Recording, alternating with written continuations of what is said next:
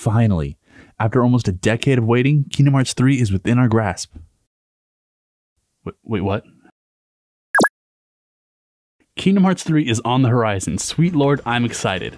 I've wanted to make some version of this video for about a year, and initially, I wanted to complain. The trailers at the time were super combat heavy and I was not into it. Since then, we've gotten more trailers and we have a stronger sense of what this game really has to offer. That being said, all concerns are still on the table until the game is out. Don't count your Xehanorts before they Nort, right? Alright. There is a lot to go over before we even touch Kingdom Hearts 3. Today, we're talking about two things. First, we're looking at the good and bad of the series, mostly from a mechanics standpoint. Then I want to look at how these mechanics affected the Disney Final Fantasy aesthetic. And finally, what can we expect from Kingdom Hearts 3 given these trends? Now before we get into the nitty gritty of game design, let's make sure everyone is on the same page about what Kingdom Hearts is. And I'm not talking about the whole Kingdom Hearts is a door, now it's a moon. I'm talking about what is this game at its core and what does it deliver. Since its inception, Kingdom Hearts has been an action-adventure JRPG with hack-and-slash mechanics. Basically, it's a series where you run from plot point to plot point beating up enemies. This isn't a huge innovation in gaming, but it's fun. Excellent fulfillment of the power fantasy. Later installments focused on more combat, giving us crazier combos and attacks. Just look at this. God damn. The other major delivery point for the Kingdom Hearts series is you meet characters from Final Fantasy and Disney. The soundtrack is solid and an excellent homage to their source material. We also have minigames and exploration that further shape each Disney-inspired world, and I'll get to that in a bit. But for now, let's focus on combat since for the most part, is the primary gameplay element. It can get pretty repetitive, yet the pacing never feels stale. So how did a game where you press X a whole bunch become the phenomenon that it is today? Was the story just that good that we overlooked monotonous gameplay? Look out!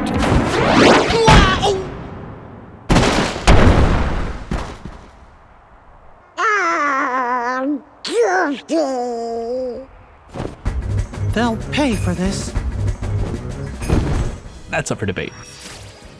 The way I see it, Kingdom Hearts get the pacing of hack and slash combat fresh and exciting with two elements: compound tension release cycles and level design.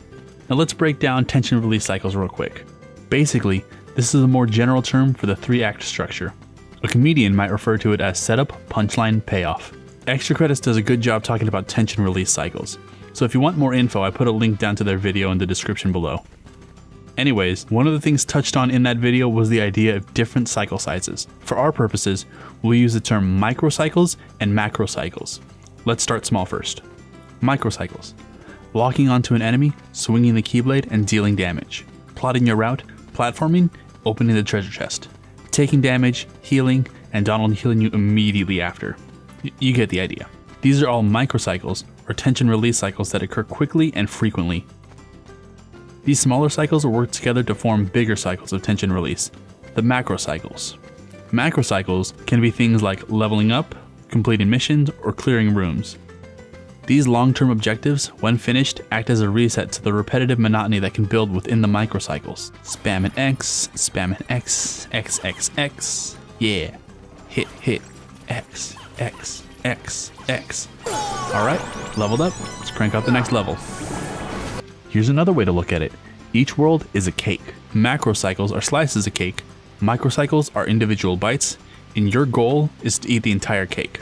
It's a lot easier to finish the cake when you break it into manageable chunks.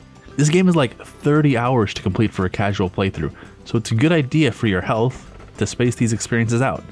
The TLDR, microcycles are small-scale actions, and macrocycles are story beats and objectives. They work in tandem to maintain pacing in games.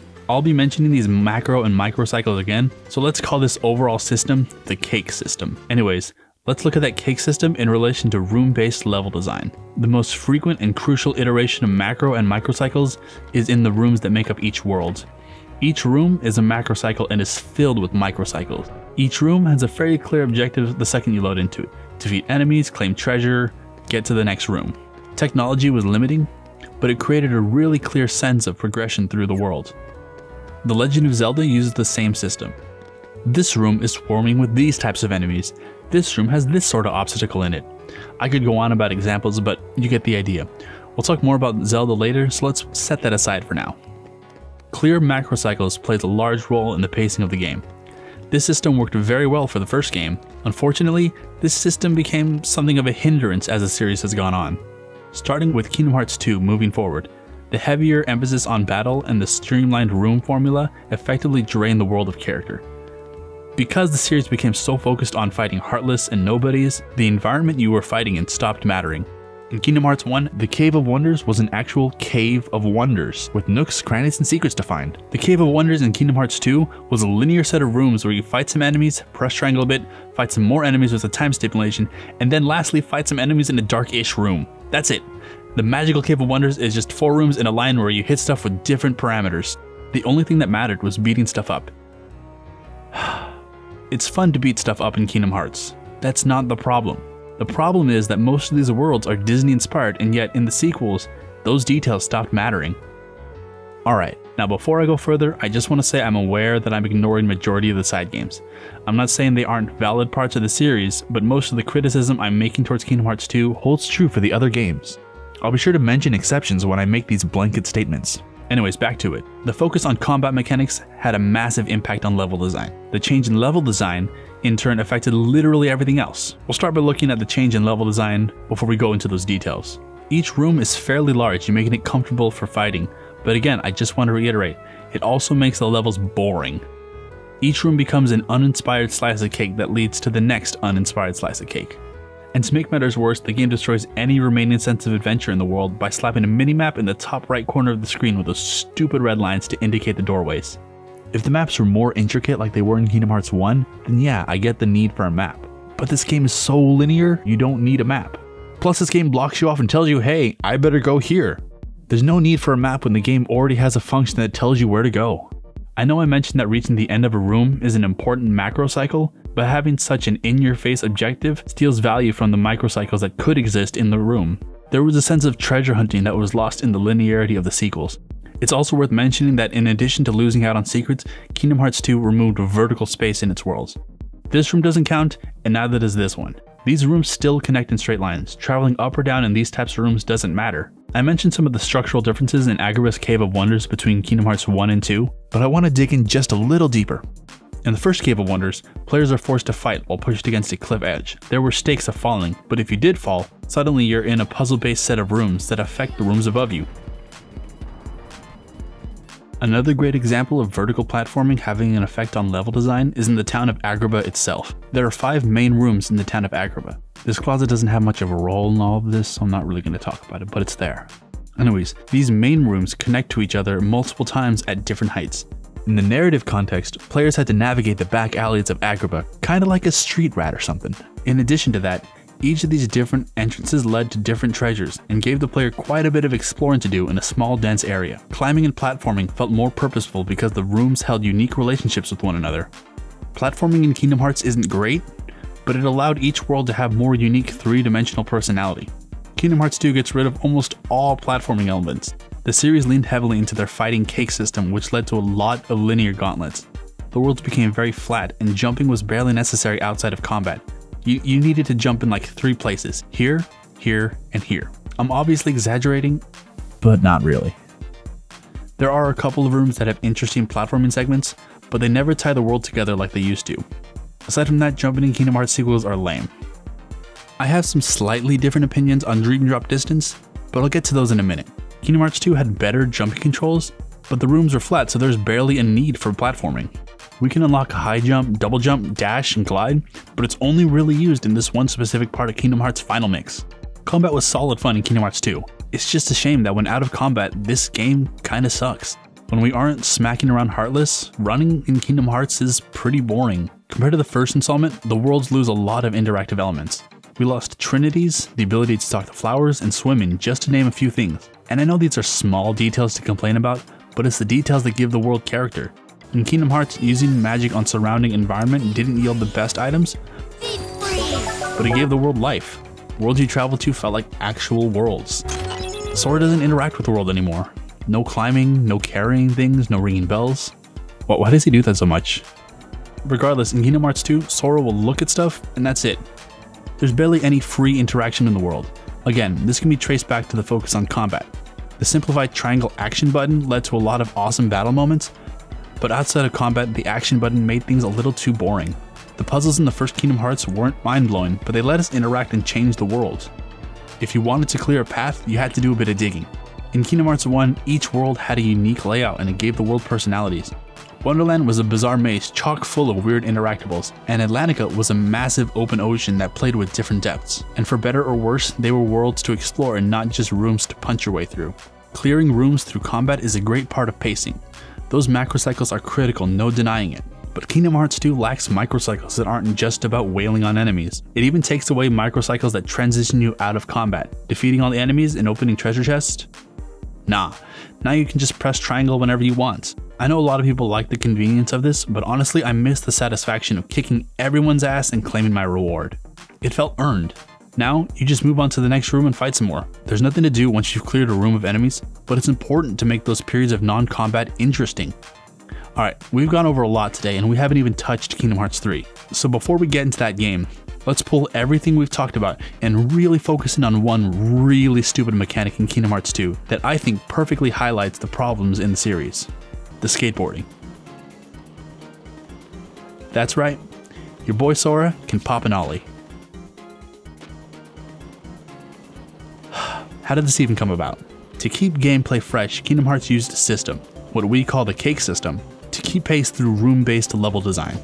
Kingdom Hearts 2 doubled down on this formula and poured all of its energy into making the combat fun, varied, and exciting. Lots of combat options and special ways to dispatch enemies. Unfortunately, this leads to two major shortcomings: boring level design and nothing special to do in those boring levels. The worlds are boiled down to gauntlets where you travel down a line of rooms fighting enemies. Sometimes you go down this linear path instead of this linear path, but it's the same aside from rare details like the carousel in The Nightmare Before Christmas. These combat experiences aren't that different from one another. Out of combat, we used to be able to solve puzzles and interact and explore the world. We've got none of that now.